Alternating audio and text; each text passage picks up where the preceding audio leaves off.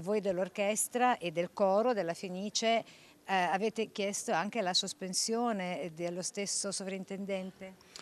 Sì, certamente questo è un passaggio importante, la revoca della Venezia è un passaggio importante perché tutto è partito da lì, però purtroppo questa direzione, il sovrintendente in particolare, non gode più della stima non solo dell'orchestra, del teatro, di tutti i lavoratori del teatro, ma anche del pubblico e di una importante parte della critica nazionale e internazionale. Quindi il problema rimane, il problema del sovrintendente rimane. Così Trentin, dopo la revoca della Venezia, a nome del sindacato torna a chiedere anche quella del sovrintendente Colabianchi, appoggiato invece dal ministro Giuli e dalla premier Meloni. A pensarla diversamente, il corpo d'orchestra invece che continua a chiedere le dimissioni del sovrintendente, peraltro già avanzate mesi fa.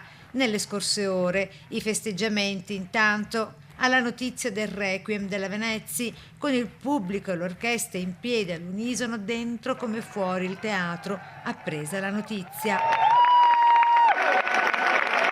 Noi rimaniamo fermi sulle nostre istanze perché sono molteplici e logicamente questo è un atto dovuto che finalmente è giunto al termine e andremo avanti perché abbiamo un mandato dei lavoratori che rimane fermo e quindi adesso c'è del lavoro da fare. Sulle questioni ancora aperte al Teatro alla Fenice non soltanto le maestranze, ma anche il sindacato regionale con la CISL che da qui auspica un punto zero di partenza, anzi di ripartenza. E con questa decisione di fatto si possa adesso ripartire da zero.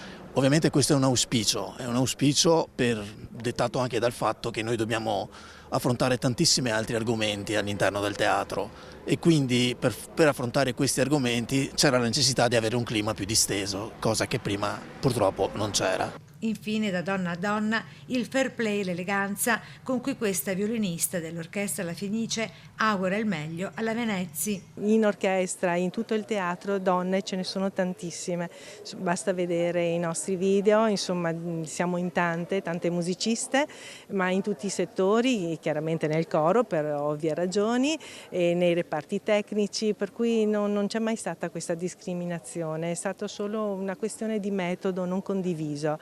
E quindi non saprei cos'altro dirle se non augurarle una buona fortuna.